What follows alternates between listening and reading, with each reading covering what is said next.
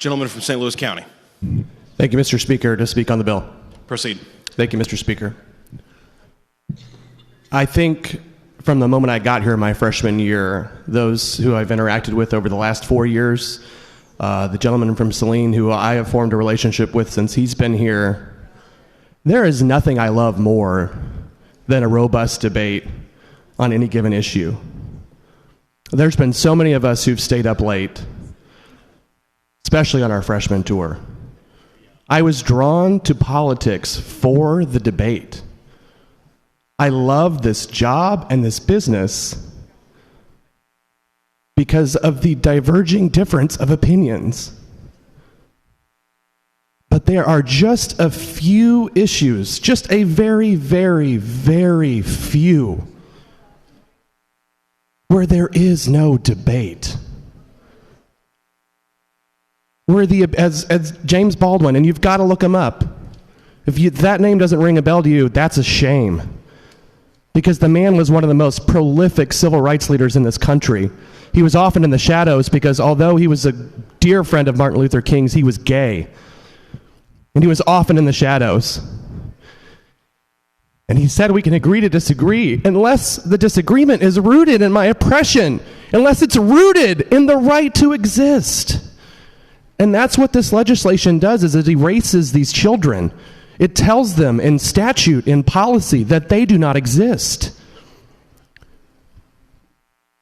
And I understand that you don't understand. It's not about the science. You don't have to understand the science. You don't need to know how it works. There are less than 10 children in this state that this bill will affect. If you care to know the names of the children you're hurting, you can find them out. The Republican governor of Utah vetoed this bill a few weeks ago. He vetoed it, and he said exactly that. He said, "This will be politically expedient for me to sign this bill, but I don't understand it. I don't know the science. I don't understand it. And when in doubt, I side on the side of mercy and compassion." Is that not what we would tell our interns to do? Is that not what we would tell a college freshman political science class to do?